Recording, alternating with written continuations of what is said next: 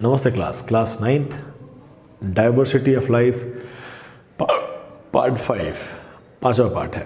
ठीक है, 4 पार्ट में हम लोगों ने लाइफ को 5 भागों में बांट दिया। Monera, Protista, fungus, Animalia and Plantae. Monera, Protista और फंगस के बारे में 2-2 लाइन 3-3 लाइन आप चार्ट की मदद से भी जान सकते थे और उसका एग्जाम्पल आप एनसीईआरटी से याद कर लीजिए। डन। प्लांटिया किंगडम को फिर फर्दर बांट दिया गया 5 पार्ट में, थैलोफाइटा, ब्रायोफाइटा, टेरिडोफाइटा, जिम्नोस्पर्म और एंजियोस्पर्म। तो सबके बारे में 2-2 लाइन 3-3 लाइन विथ एग्जाम्पल आपको याद करते चले जाना है। बात खत्म। एंजियोस्पर्म में हम लोगों ने मोनोकॉट और डाइकॉट के बारे में थोड़ा सा पढ़ लिया। बात खत्म। हिचकी आ रहा है, कोई याद कर रहा है? आप ही लोग याद कर रहे होंगे। ठीक है, हाँ जी। और आगे बढ़ते हैं हम लोग। तो एनिमल किंगडम के बारे में पढ़ना स्टार्ट कर गए। एनिमल किंगडम में पढ़ना स्टार्ट किए तो एनिमल किंगडम में हम लोग पढ़े पहले बेसिस कितना, मतलब अगर बायोलॉजी का कंसेप्ट वाला बात होगा तो कल का क्लास लास्ट क्लास का होगा। अगर आप 4 पार्ट बिना देखे इसे देख रहे हैं तो कहीं आप यू फाउंड समथिंग लॉस्ट कि कहाँ हैं हम लोग, क्या कर रहे हैं हम लोग, क्या करा रहा है ये। ठीक है, अब हम लोग को पहले ही बता चुके हैं और आप लोग तो प्रॉपर इंथुजियास्टिक मूड में भी है कि 6 तारीख संडे है, 7 को मंडे है, क्लास तो चलेगा। गवर्नमेंट चलाए चाहे नहीं चलाए, कहीं सब जगह केसेस ख़त्म हो चुके हैं। गवर्नमेंट को तो पहले ही इन्फॉर्म करना चाहिए कि 1 तारीख से क्लास चले, अब कहना चाहिए उसको। लेकिन 7 तारीख को तो हम लोग चलाएंगे, आंदोलन करेंगे। ठीक है, आगे बढ़ते हैं। एनिमल किंगडम को हम लोगों ने लेवल ऑफ ऑर्गेनाइजेशन, फिर उसकी बॉडी की सिमेट्री, जर्म लेयर और बॉडी कैविटी, इस पे हम लोगों ने बात कर लिया। ठीक है, आपको देख लेना है और आपको लगे हाथ समझ में आना चाहिए कि अगर आपको सिर्फ सीक्वेंस में याद हो जाए कि पहले पोरीफेरा है, फिर सिलेंट्रेटा है, ऐसे करके सबके नाम हैं। अगर आपको एक बार समझ में आ गया, याद हो गया, तो 3-4 पॉइंट तो आप ऐसे ही जान गए। तो अब हमें सिर्फ क्या करना है, फॉर्मेलिटी पूरा करना है। एक नाम बताना है, एक नाम बताना है, उसके कुछ कैरेक्टरिस्टिक गिनवा देने हैं और एग्जाम्पल कहना है, आप याद कर लो। ठीक है, तो स्टार्ट करते हैं। वर्ड पोरीफेरा, इसका पुकार का नाम है स्पॉन्जी। नाम में पोरी में पोर लगा है, स्पॉन्जी में भी स्पॉन्ज है, रसगुल्ला में छेद होता है। तो पोरीफेरा के अंदर जो भी लाइफ मिलने वाला है वो पोरस होगा। आसान बात। पहला point, cellular level of organization, cell के आधार पर लेवल होता है। मतलब सिर्फ सेल के बने हुए हैं कि ये सेल है, ये सेल है, ये सेल है, इसी सेल से मिलके बने हुए हैं, तो मल्टी सेलुलर तो है, बट अभी मिलके काम नहीं कर रहे हैं। और मिलके काम करने के लिए, कंट्रोल और कोऑर्डिनेशन करने के लिए न्यूरॉन की आवश्यकता होती है। तो एनिमल किंगडम का एकमात्र फाइलम जिसमें न्यूरॉन नहीं होता है, नाम है उसका पोरीफेरा। हमें तो बस वो सब पॉइंट याद कर लेना है जिससे सवाल बन सके, राइट। और आगे बढ़ते हैं। एसिमेट्रिकल, ऑलरेडी बताया चुका है कि अगर बॉडी को काटेंगे 2 पार्ट मिलेंगे, दोनों पार्ट को मिलाएंगे तो एक जैसे नहीं मिलेंगे, तो कहेंगे क्या, एसिमेट्रिकल। और आगे बढ़ते हैं। एक्सोस्केलेटन, अगर हम अभी फोटो बनाते हैं आपको, तो एक्सो मतलब बाहर का होता है, बाहरी ढांचा।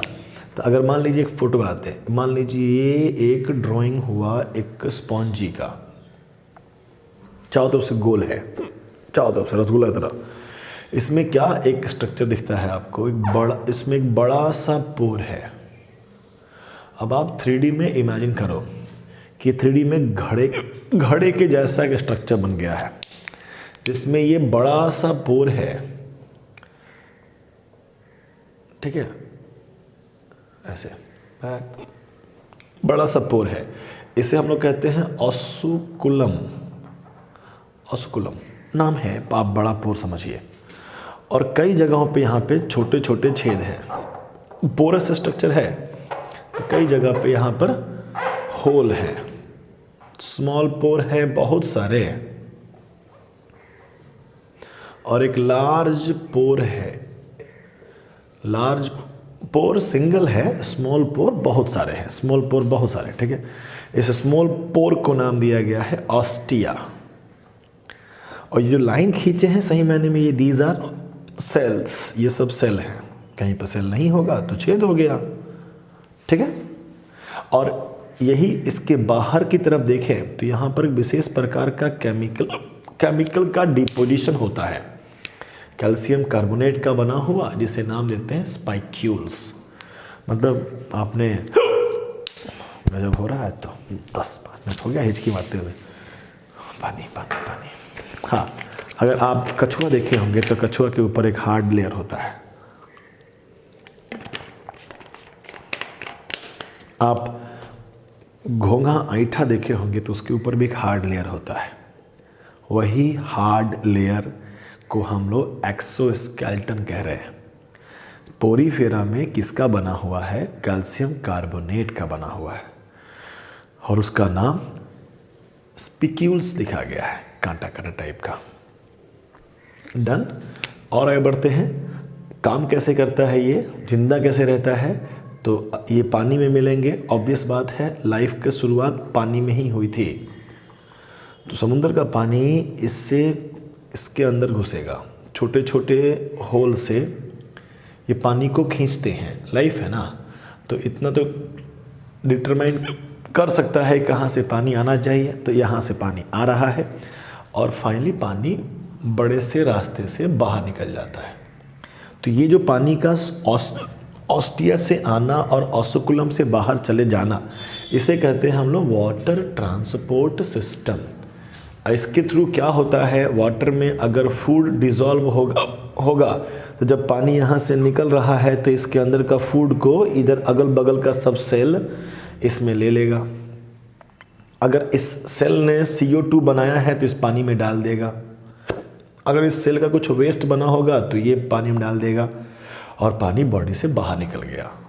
तो इसका पूरा जीवन पानी के फ्लो पे डिपेंड करता है। तो ये एक जगह पे नॉन मोटाइल सेसाइल, मतलब देयर इज़ नो मूवमेंट, एक जगह पड़ा रहेगा। पानी आएंगे, पानी उसके बॉडी से होके निकलेगा और अपने आप का सारा काम कर लेगा। फूड का gathering, respiratory exchange, removal of waste. Respiratory exchange का मतलब हो गया O2 और CO2 का आदान प्रदान। आसान बात कह रहे हैं, सिंपल बात कह रहे हैं, ठीक है। तो इतना हो गया। ड्राइंग भी एक हो गया आपके लिए, ड्राइंग उतना इम्पॉर्टेंट नहीं है, बस याद कर ले। एग्जाम्पल आपको याद करना है होमवर्क से। एग्जाम्पल आप NCERT खोलिए, जो दिखाई देगा आप याद कर लीजिए, बात खत्म, क्लियर। अब इसी को लिख के पढ़ाते तो 2 मिनट 3 मिनट एक्स्ट्रा लग जाता, और समय तो लग ही रहा है मेरा, आपके लिए तो फ़ायदा हुआ ना, राइट। सारा काम तो आप ही के फ़ायदे के लिए किया जा रहा है, ठीक है। ठीक है, नो प्रॉब्लम। इतना हो गया, पोरीफेरा का काम खत्म। इतना आप शॉर्ट नोट्स में उतार लेंगे। अब आइए सिलिट्रेटा पे एक स्टेप और लाइफ बढ़ा। इसका पुकार का नाम है निडेरिया। क्यों है इसका नाम निडेरिया? तो कहते हैं कि इसका एग्जाम्पल है हाइड्रा। हाइड्रा सुने होंगे 7-8 से, जिसमें ऐसा कुछ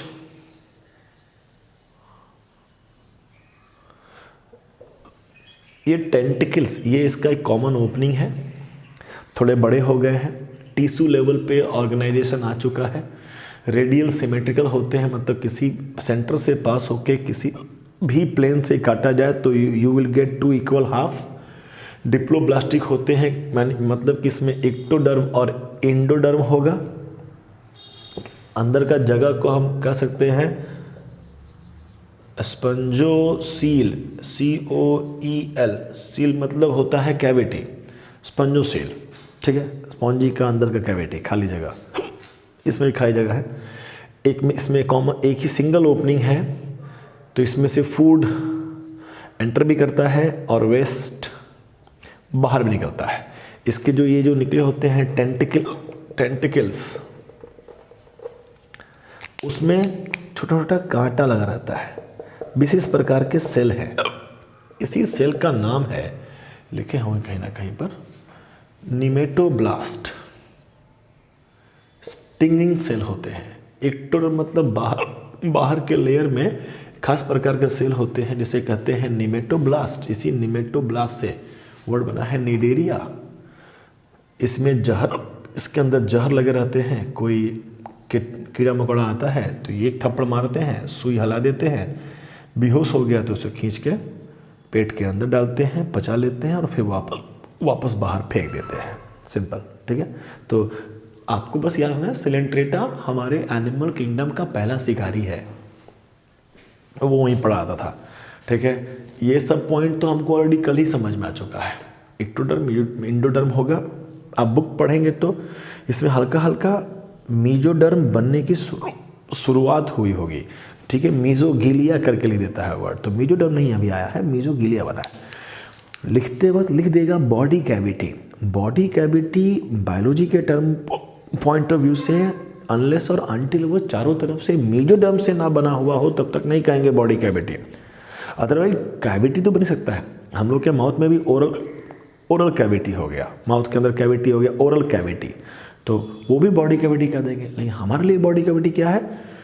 मीजोडर्म से बना हुआ एक अंदर का इन्वेलप, नो प्रॉब्लम। और आगे बढ़ते हैं हम लोग। दे मे बी सॉलिटरी, मतलब अकेले मिलते हैं। आपको बुक में ये हाइड्रा मिलेगा, अकेला मिलता है, या मिलते हैं कॉलोनी के रूप में, मतलब जब मिलेंगे तो पूरा ग्रुप में मिलेंगे। कोरल लिखा हुआ है बुक में, एनसीईआरटी में। हाइड्रा और कोरल्स के एग्जाम्पल हैं। कोरल्स क्या है? सिलेंट्रेटा है, जो ग्रुप में पाए जाते हैं, पूरा कॉलोनी में पाया जाएगा। हाइड्रा अकेले पाया जाता है, सोलिटरी है। आपके लिए टर्म मिला सोलिटरी और कॉलोनियल। आपके इसके एग्जाम्पल और इसके एग्जाम्पल याद करना चाहिए। दो फॉर्म लाइफ के मिलते हैं। ये जो हाइड्रा है, इसे इस स्ट्रक्चर को कहा जाता है पॉलिप स्ट्रक्चर। जब ये जीवन का आधा समय बिता लेता है तो ये अपने आप को यहाँ से तोड़ के अलग करता है और कुछ ऐसा बन जाता है। इसे कहते हैं मेडूसा। तो पॉलिप स्ट्रक्चर से इसका मन भर गया तो जगह से हट गया। ये समुद्र में पाए जाते हैं, मेराइन वाटर में, और ये चला आता है फ्रेश वाटर में। जाने के लिए उसे उड़ना पड़ेगा, तो अम्ब्रेला जैसा स्ट्रक्चर बन जाता है जिसे मेडूसा फॉर्म कहा जाता है।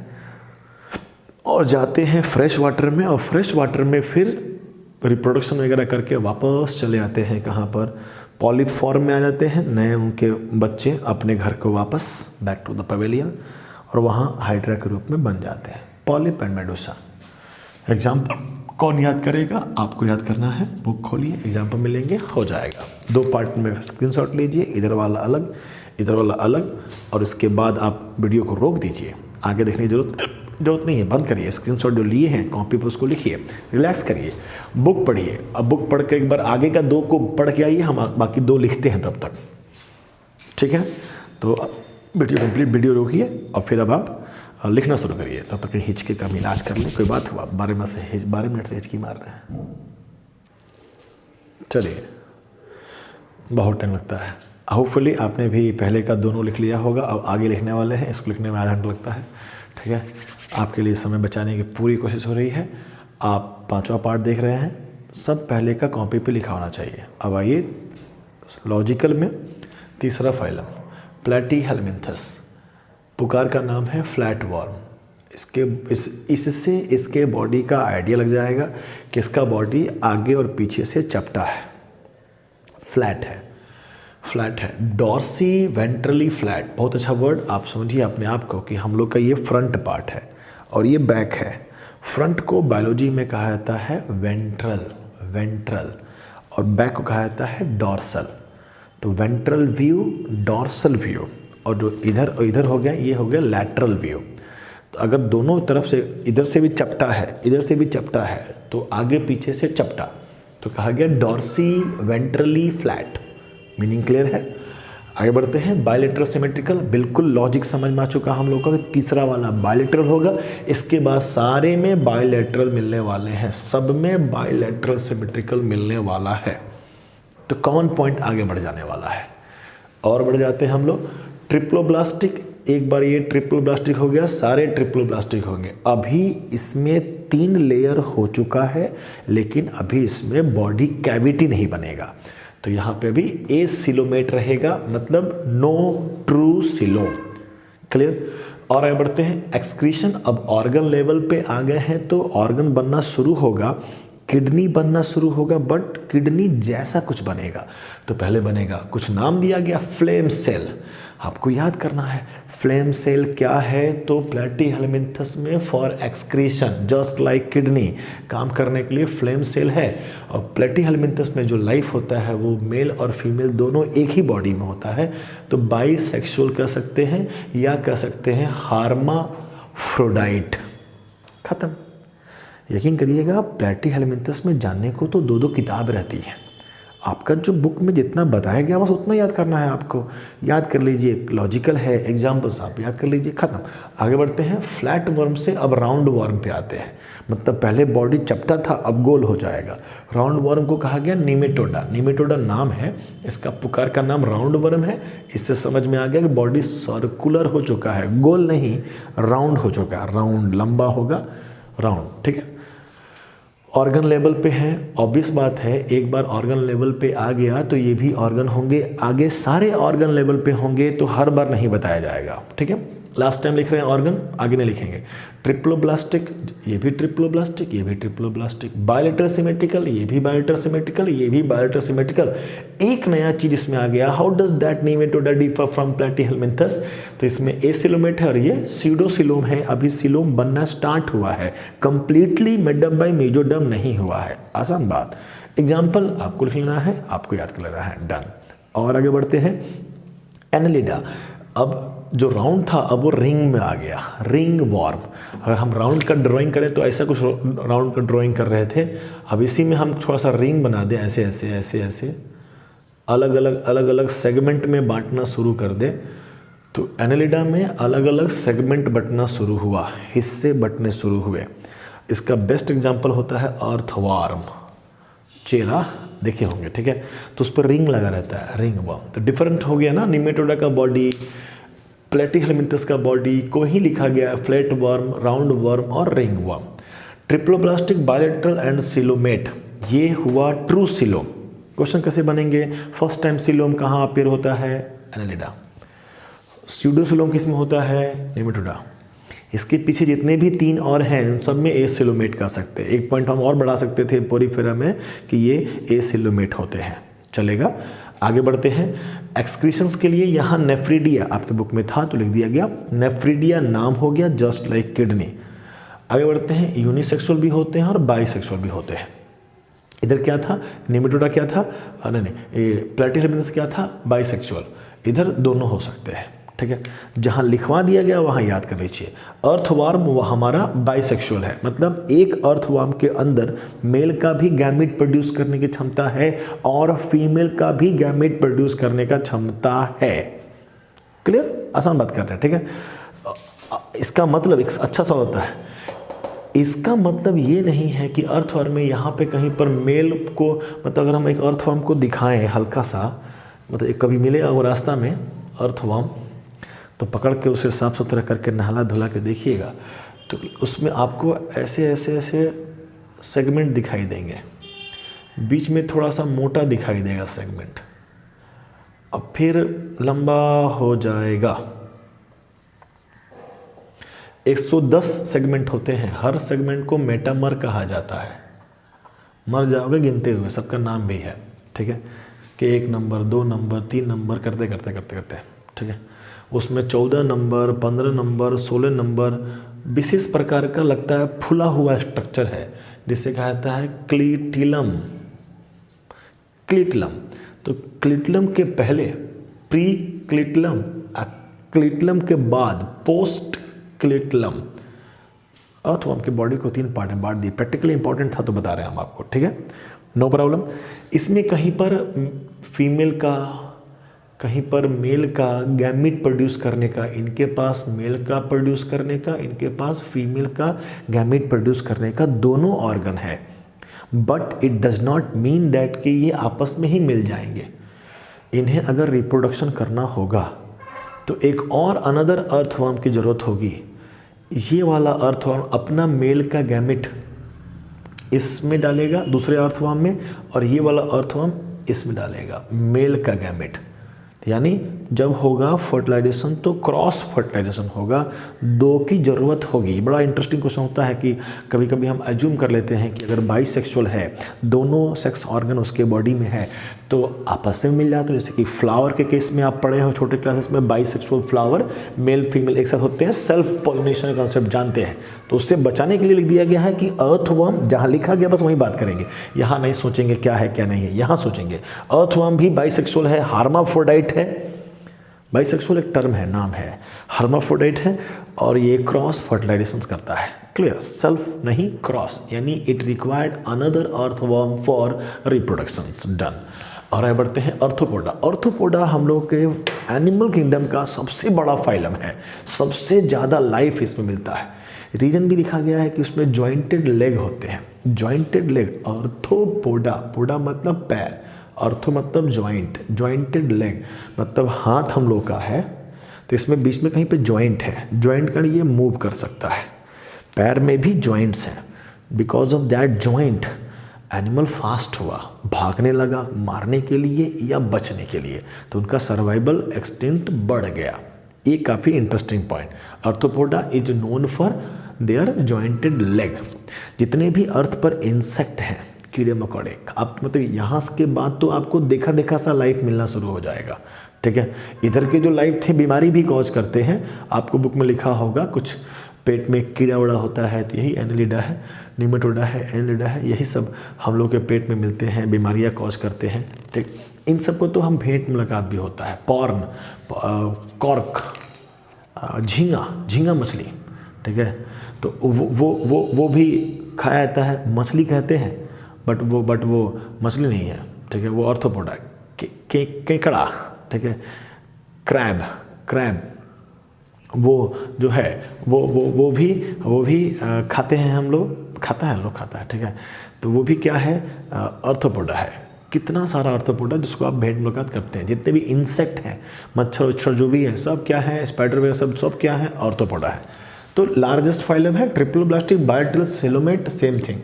एक्सोस्केलेटन, कॉकरोच भी अर्थोपोडा है। कॉकरोच के आउटर लेयर पे देखेंगे तो काफ़ी हार्ड लेयर होता है, जिसे कहते हैं काइटिन। तो अर्थोपोडा पर एक और बेनिफिट मिला कि उसके ऊपर वो कवर भी लगा हुआ है। कवर लगेगा तो अंदर जो है, कवर लगने से बाहर के एनवायरनमेंट का असर थोड़ा कम पड़ेगा, सर्वाइवल बढ़ा। ठीक है, तो हमारे कॉकरोच पर काइटिन का लेयर है। क्रैब, केकड़ा को ऐसे ही तुम कचर नहीं खा सकते हो, उस पर भी काफ़ी हार्ड लेयर होता है केकड़ा पे। डन, याद रखिएगा। आगे बढ़ते हैं। Open circulatory system. What is circulatory system? Blood का सिस्टम को कहते हैं सर्कुलेटरी सिस्टम।